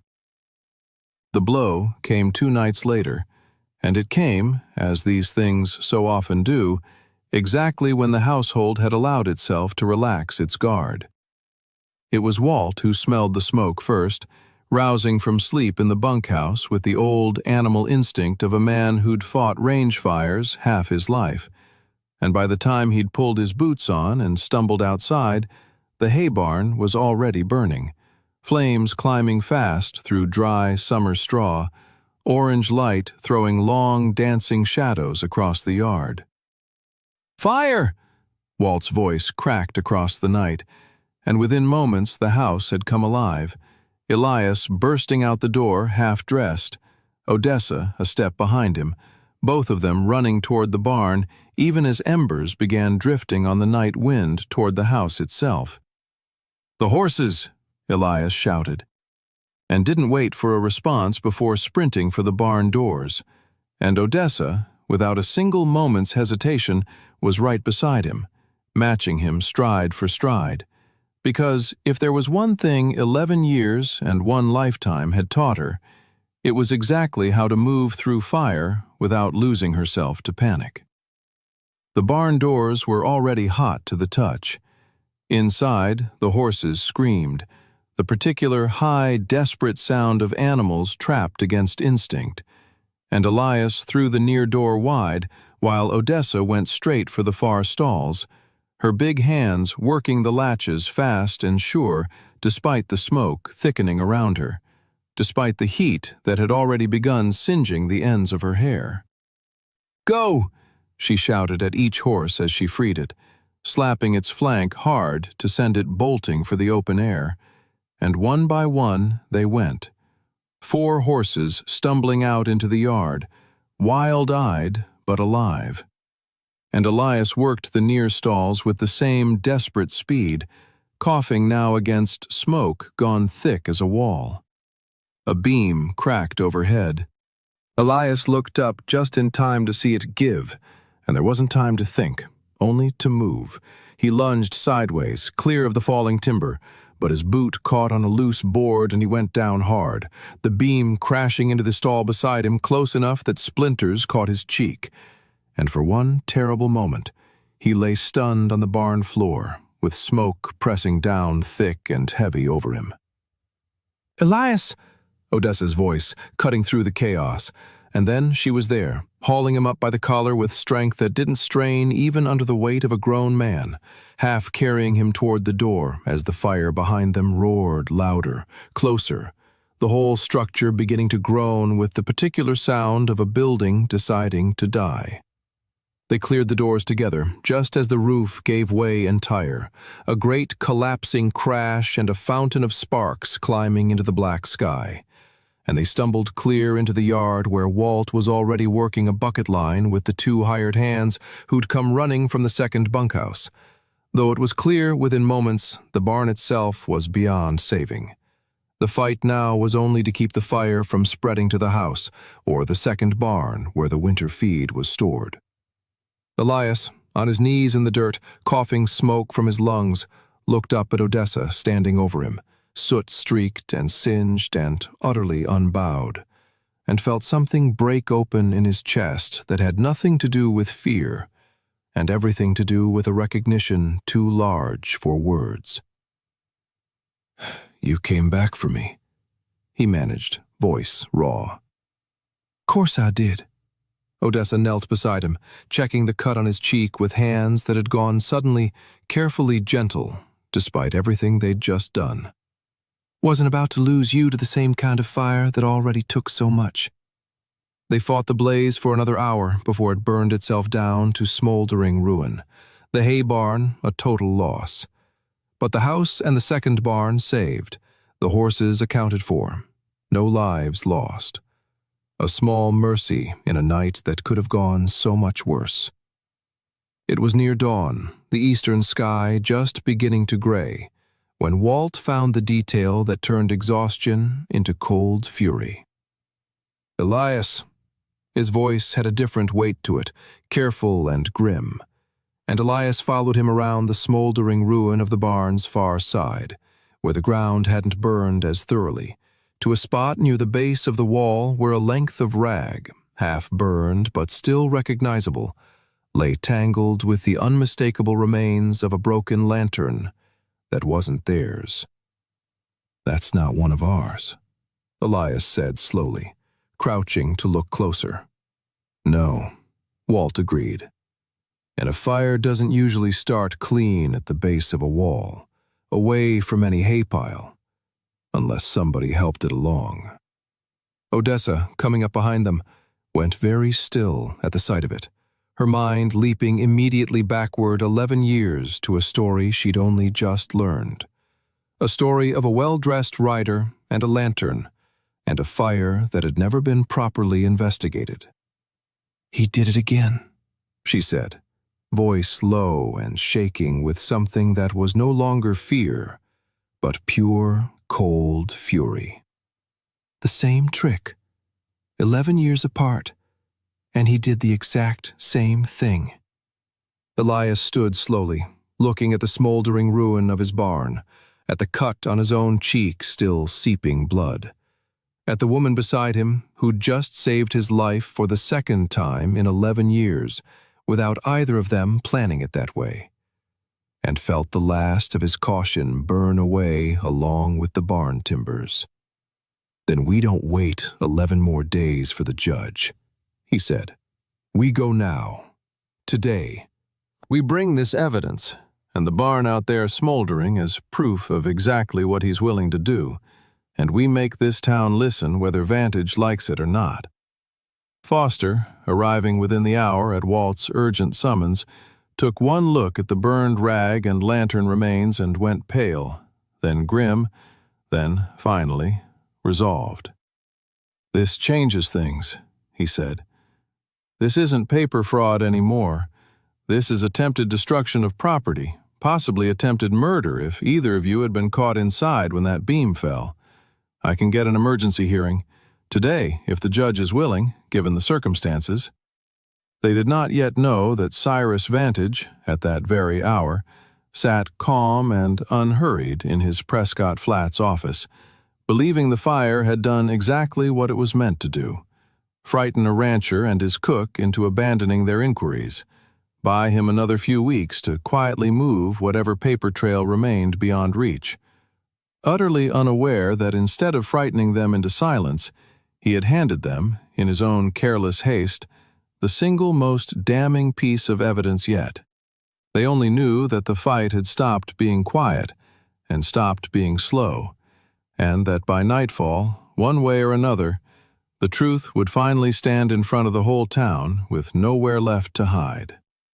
The emergency hearing was called for 4 o'clock that afternoon, word spreading through Colton's Ridge with the particular speed small towns reserve for scandal, and by the time Elias, Odessa, and Walt arrived at the courthouse, soot still faintly visible on Elias's collar, the cut on his cheek stitched rough by Odessa's own steady hand that morning.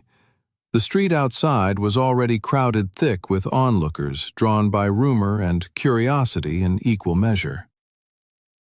The crowd parted as they approached, the same particular silence Odessa had learned to brace against falling over the gathered townspeople, eyes tracking her sighs the way they always did, whispers starting low and spreading.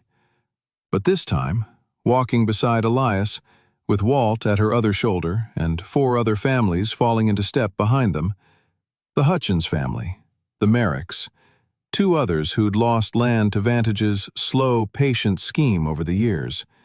She found the whispers landed differently. Not lighter, exactly, but borne up, somehow, by the weight of not walking through them alone. Inside the courthouse, packed nearly to its walls, Judge Elias Marrow, a weathered, sharp-eyed man of perhaps 60 who'd ridden circuit through this territory for 2 decades, and had seen, in that time, nearly every shape human greed could take, called the emergency session to order, with a gavel that cracked like a rifle shot through the murmuring room. Cyrus Vantage sat at the front, immaculate in a gray coat despite the short notice, flanked by his own lawyer, Whitfield, with an expression of mild, patient confusion arranged carefully on his smooth face. The look of a reasonable man wrongly accused, endlessly patient with the misunderstanding. "Your Honor," Vantage said, rising when invited to speak, voice smooth and unhurried. "I confess I don't understand the urgency of this proceeding. I hold a legitimate note against Mr. Hargrove's property, purchased in good faith through entirely legal channels. If Mr. Hargrove is having difficulty meeting his obligations, that is unfortunate, but hardly grounds for— "It's grounds," Foster interrupted, rising to his feet with a confidence that belied his youth.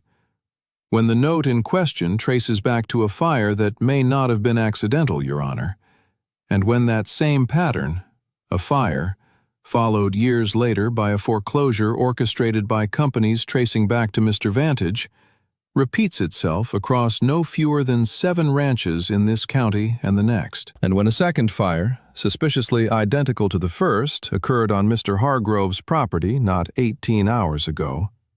A murmur swept the courtroom, sharp and immediate, and Vantage's composure flickered, just slightly, just at the edges, a small crack in otherwise flawless glass, before he smoothed it back into place. "A serious accusation," Vantage said, "and an unfounded one. I was in Prescott Flats last night, as any number of witnesses can confirm. I hardly started a fire 8 miles away myself." "Nobody's suggesting you struck the match personally, Mr. Vantage," Foster said, and there was an edge in his voice now, sharpened by the sight of Elias's stitched cheek in the gallery behind him.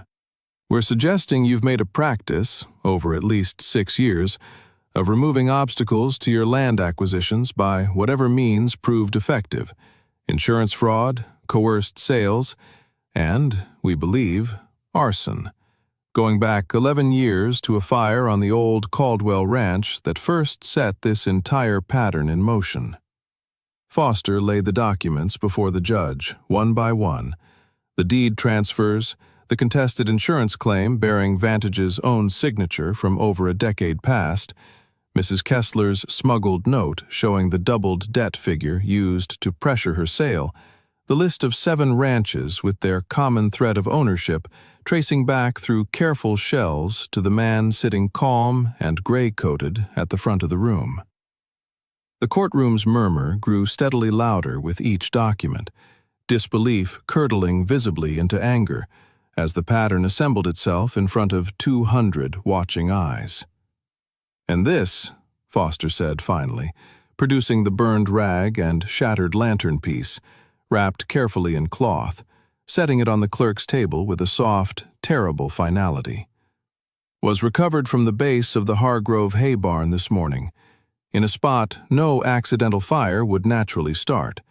It matches, in the accounts of 3 witnesses present at the original 1875 fire on the Caldwell Ranch, an identical method: a lantern deliberately placed, deliberately broken, at the base of a wooden wall, in the dead of night."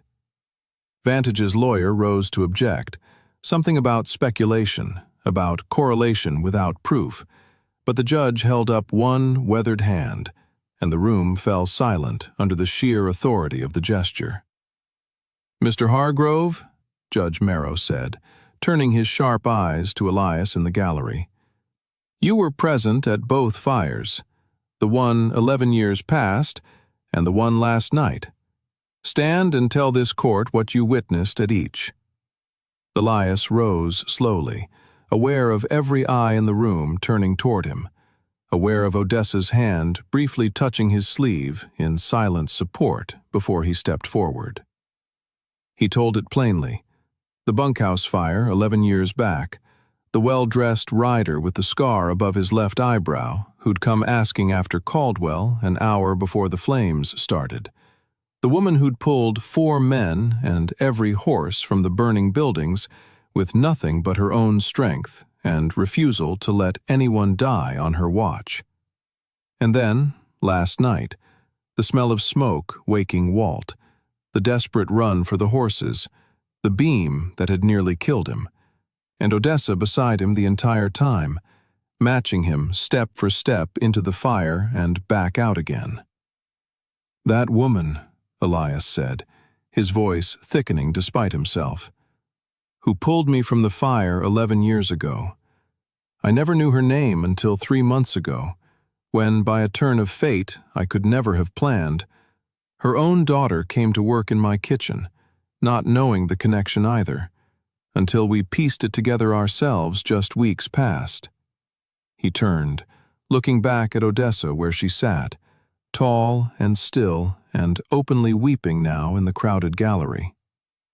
That daughter is Odessa Bell. She saved my life again last night, exactly the way her mother saved it 11 years before. And I believe, Your Honor, that the fire 11 years ago and the fire last night were set by the same calculating hand, for the exact same purpose, to clear obstacles from land this man wanted and was willing to burn to get. The courtroom had gone utterly silent, 200 people holding their breath together, and Odessa rose from her seat, rose to her full, considerable height, 6 feet and 2 inches of quiet, unshakable dignity, and every eye in the room turned to her. And for once, for the very first time in longer than she could remember, the weight of being looked at didn't feel like judgment. It felt instead like being seen, truly seen, for exactly who she was and exactly what she'd done, without apology and without diminishment. "My mother's name was Ruth Bell," Odessa said, her voice carrying clear and strong through the packed room. "She ran into that fire 11 years ago because it was the right thing to do. And she never once spoke of it as anything remarkable, because to her, it wasn't. It was just what you did when people needed saving and you had the strength to do the saving. I ran into a fire last night for the same reason. Not because I'm big, though I am, and not because I'm strong, though I am that too. Because when someone you—" She paused, glancing at Elias, something raw and unguarded passing between them in front of the entire watching town. "When someone you've come to care for is in danger, you don't stop to think about your size or anyone's opinion of it. You just go."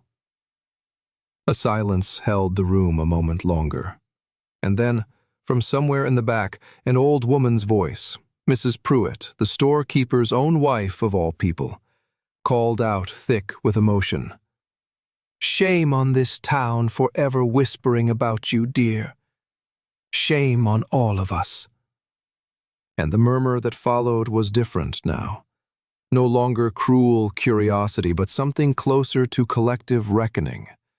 The particular sound of a community recognizing all at once the distance between the story it had told itself about a woman and the truth of who she actually was. Judge Merrow let the moment settle before bringing his gavel down once more, restoring order with the same crack of authority. "This court will recess for 1 hour," he said, "while I review these documents in full. Mr. Vantage, you and your counsel will remain available for further questioning. I find the evidence presented thus far exceedingly serious, and I do not intend to rush a judgment of this magnitude, but neither do I intend to let it wait." Vantage, for the first time all afternoon, had gone pale beneath his careful composure, his oily calm finally visibly cracking at the edges as he understood, perhaps for the first time, that the machine of quiet paper cruelty he'd built over 6 patient years was about to come apart in front of the one audience he'd never planned for. An entire town, watching, and no longer willing to look away. They did not yet know that the hour's recess would bring one final piece of evidence forward, delivered by an unexpected messenger that would seal the case beyond any lawyer's ability to argue it away. They only knew that for the first time in 11 years, the truth was finally standing in the open, in full daylight, in front of everyone who mattered, and that whatever came next, it could no longer be buried. The recess stretched past its promised hour, the crowd spilling out onto the courthouse steps and into the street. The day's heat settling thick and golden over Colton's Ridge as 200 people traded theories and outrage in equal measure. the whole town electric with the particular energy of history being made in real time. Elias found Odessa on the courthouse steps, apart from the crowd, her hands still trembling faintly from the effort of having spoken her mother's name aloud in front of so many strangers, from having laid open in a single afternoon both her deepest grief and her fiercest pride. He came and stood beside her without speaking at first. Close enough, their shoulders touched. And after a moment, she leaned just slightly into that contact, and he understood it as the answer to a question neither of them had yet asked outright. "Your mother would be proud of you today," he said quietly. "I know it," Odessa said, and there was wonder in her voice, the particular wonder of a truth finally settling into certainty after a lifetime of doubt. "I think, for the first time, I actually know it." It was into this charged quiet that a rider came pounding up the main street, dust flying, drawing every remaining eye toward him. A young man Elias recognized after a moment as one of Mrs. Kessler's boarders from Prescott Flats, someone Odessa had known in passing during her 6 years at the boarding house.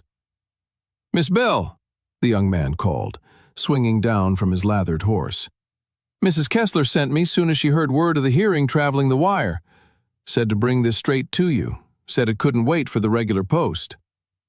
He pressed into Odessa's hands a small, worn ledger book, its leather cover cracked with age and handling, and a note in Mrs. Kessler's own careful hand pinned to its front cover. "Odessa, this belonged to my late husband, who kept books for the county insurance office some 15 years back, before Vantage's people bought the practice out and let most of the old clerks go. He always said there was something wrong about the Caldwell claim, always meant to look into it further, but he passed before he got the chance, and I only just found this among his old effects while searching for anything that might help your cause. I pray it does. M.K." Odessa opened the ledger with hands that had gone entirely steady now, some deep instinct telling her what she'd find before she found it. And there, in careful, decade-old handwriting, was a record of the Caldwell insurance claim, the original claim amount, the contested reduction, and beside it, in the same careful hand, a small private annotation that the old clerk had apparently never dared make official. CV, present night of fire per stable hand's account. Claim contested next day, before investigation complete. Pattern troubling. Recommend review. Request denied by superior. He knew, Elias breathed, reading over her shoulder. This clerk suspected it, all those years ago, and someone above him buried the recommendation. Someone Vantage was already paying off, most like, even back then, Odessa said, and there was cold satisfaction in her voice now, the particular satisfaction of watching a decade-old wound finally being witnessed by someone with the power to do something about it. They carried the ledger straight back into the courthouse the moment the recess ended, and Foster, upon seeing it, went very still, then very focused, requesting immediate permission to enter it into evidence, a request Judge Merrow granted without hesitation, reading the annotation himself with visibly darkening expression. "Mr. Vantage," the judge said, when the room had settled once more into tense silence, "this court has now reviewed sworn testimony, county deed records spanning 6 years and 7 properties, a coerced sale document in your own clerk's hand, physical evidence recovered from an arson scene not 20 hours old, and now a contemporaneous insurance record suggesting your presence and suspicious conduct at the scene of a fire 11 years past. A fire this court now has considerable reason to believe was not accidental, and which set in motion the very debt you have spent this hearing attempting to collect." Vantage rose, his composure gone entirely now, his smooth courtesy stripped away to reveal something harder and more desperate beneath it. "Your Honor, this is a coordinated attack by a rancher desperate to avoid a legitimate debt, aided by a—" He stopped himself, visibly, but not before the room heard the sneer half forming in his voice, the old cruelty surfacing despite his best effort to contain it. "By a woman with an obvious personal stake in discrediting me." The room turned cold at that, the last thin veneer of Vantage's respectability cracking fully away in front of everyone, and Judge Merrow's face had gone flint hard. "Mr. Vantage," the judge said, voice dropping to something quiet and lethal, "you will address Miss Bell with the respect due any witness in my courtroom, or you will address my bailiff from a cell. Do I make myself understood?" Vantage sat down slowly, saying nothing further, and in his silence the whole room read exactly what it needed to read. Judge Merrow spent a long moment reviewing the assembled evidence one final time, the courtroom holding its collective breath, before setting the papers down with the particular finality of a man who had made up his mind. "It is the finding of this court," he said, "that the note held by Cyrus Vantage against the Hargrove property is hereby voided, on grounds of fraud in its underlying origin. Furthermore, given the scope and severity of evidence presented regarding a pattern of fraudulent land acquisition, coerced sales, and probable arson spanning multiple counties and multiple victims, I am ordering Mr. Vantage held pending formal charges, and referring this matter to territorial prosecutors for full investigation of every transaction named in these documents." The courtroom erupted. Not into chaos, but into something closer to collective release, a great exhale of relief and vindication that swept through 200 gathered townspeople as the bailiff moved forward to take Vantage into custody, the man's smooth composure finally completely gone, replaced by the ashen look of a man watching 6 years of careful cruelty collapse in a single afternoon. Elias turned to Odessa amid the noise and found her already looking at him, tears standing openly in her eyes, and for a long moment neither of them said anything at all, because there was nothing left that needed saying in words. He did not yet know that the following weeks would bring a slower, quieter reckoning. Apologies from townspeople who'd whispered cruelly for months, a community reshaping itself around a truth it could no longer pretend not to see, and a decision, long overdue, that would settle finally and completely what he and Odessa Bell had become to each other. He only knew, standing in that loud, relieved, transformed courtroom, that the woman beside him had walked into 2 fires now on his behalf, and that whatever else life asked of him going forward, he intended to spend the whole of it making sure she never again had to walk through any kind of fire alone. The days after the hearing passed in a strange, gentle unspooling, the urgent tension of the previous weeks draining away slowly to leave something rawer and softer in its place. News of Vantage's arrest spread through 3 counties within days, carried by newspaper and gossip alike, and with it came a steady trickle of correspondence to the Hargrove Ranch. Letters from the other 6 families named in the scheme, some grateful, some still working through disbelief that a wrong so long carried had finally been named and answered. Territorial prosecutors, Foster reported during a visit 2 weeks later, had found more than enough in the assembled evidence to bring formal charges spanning fraud, coerced sale, and, pending further investigation into the original Caldwell fire, potential arson. Charges serious enough that Vantage's own expensive lawyers had begun, quietly, to explore a plea rather than risk a full trial in front of a territorial jury already primed by newspaper coverage to despise him. "He'll likely serve real time," Foster said, sitting at the Hargrove kitchen table with the particular satisfaction of a young lawyer whose first major case had turned into the making of his career. "Not enough, in my view, given what he's cost people, but real time, and every acre he's stolen will be reviewed for return to its rightful owners, insofar as that's possible after so many years." "And Caldwell?" Elias asked. "The original ranch?" "Deceased, sadly, some years back. No direct heirs traced yet. That land may end up reverting to the territory, or to auction, depending how the review resolves." Foster shrugged. "Some wrongs don't have tidy endings, even when justice finally arrives. But most of what's left we can set right."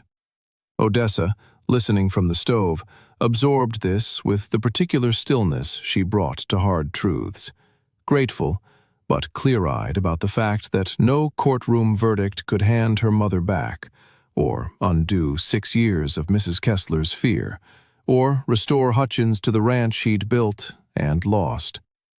Justice, she thought, watching Foster gather his papers, was rarely the clean thing storybooks made it out to be. It was messier than that, slower. But it mattered anyway, even incomplete. The town itself changed in the weeks that followed, slowly, the way towns do, through 100 small gestures rather than one grand reversal.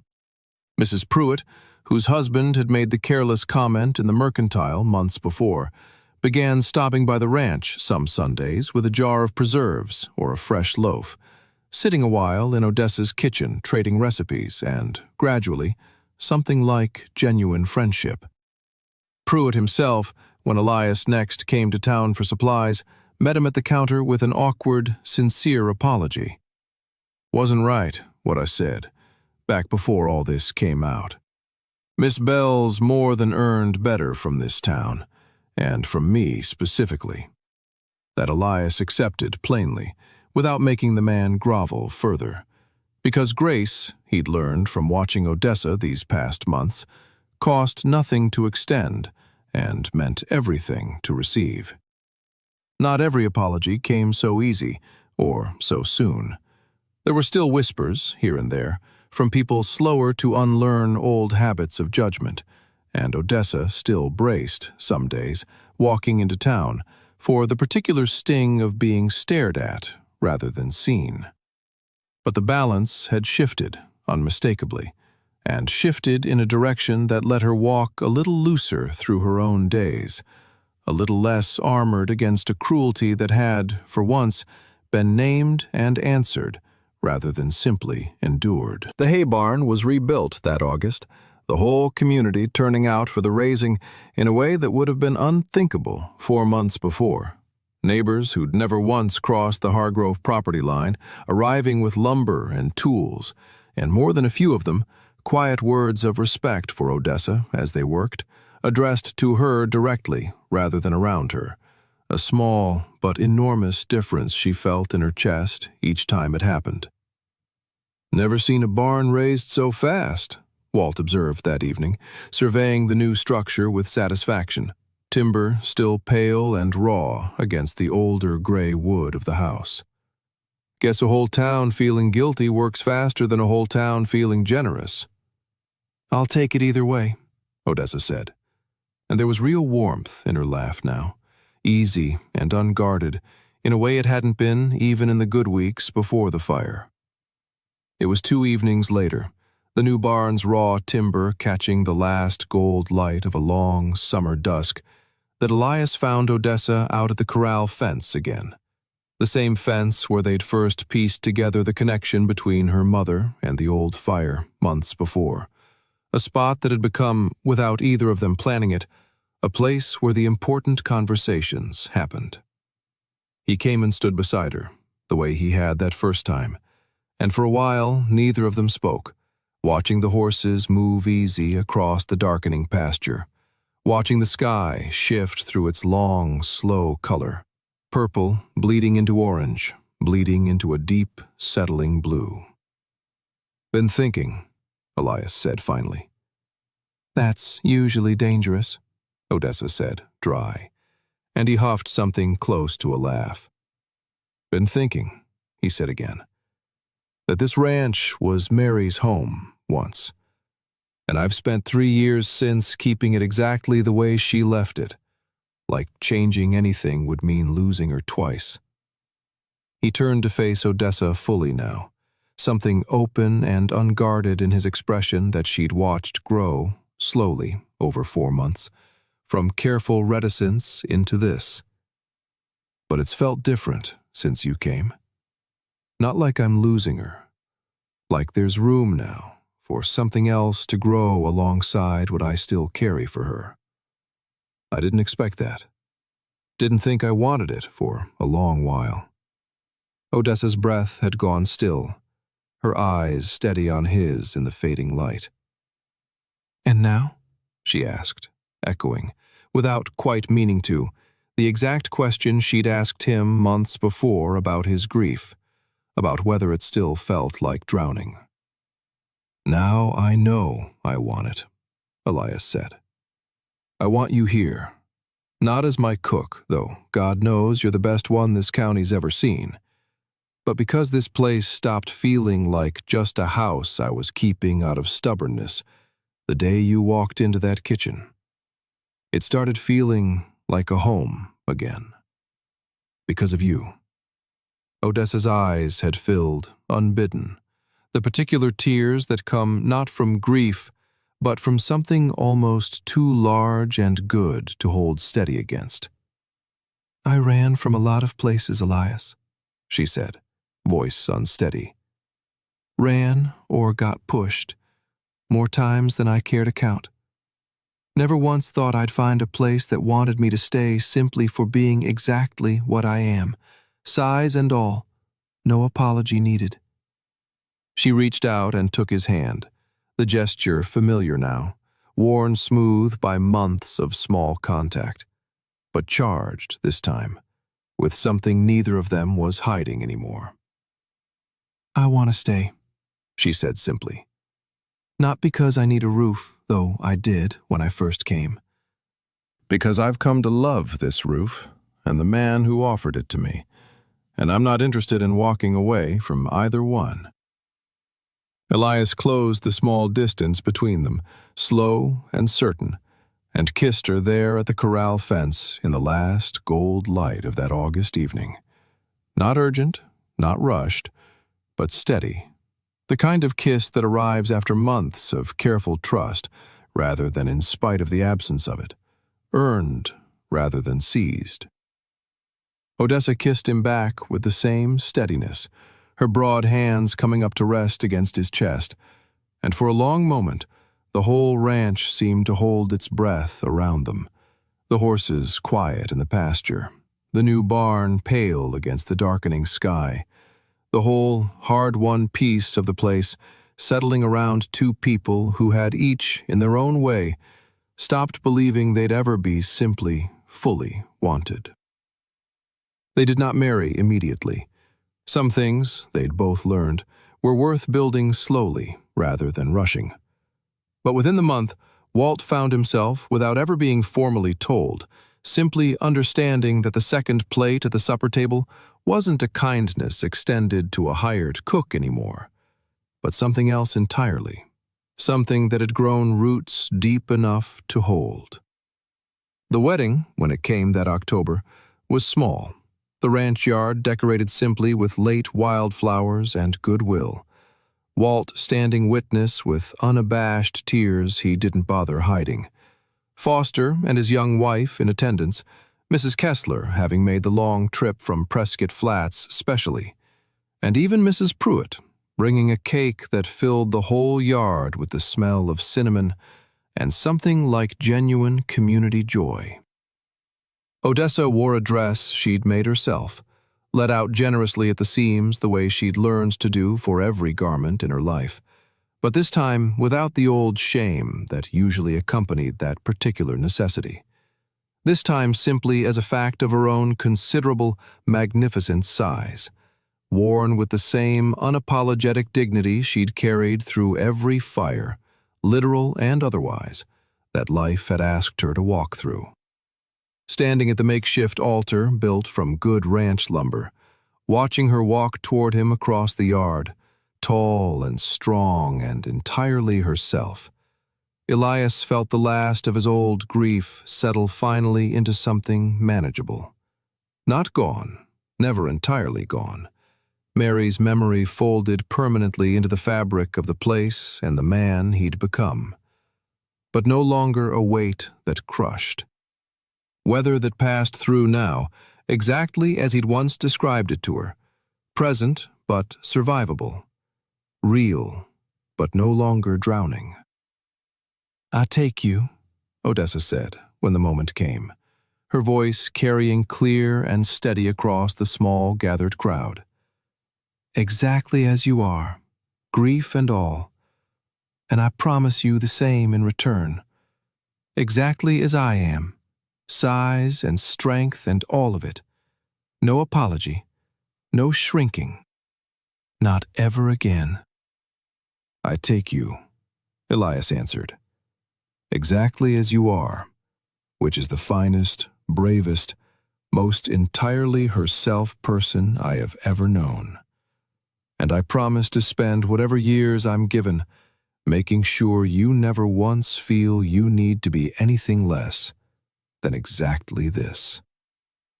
The town that had once whispered cruelly on a street corner stood now in a ranch yard bright with autumn light, applauding.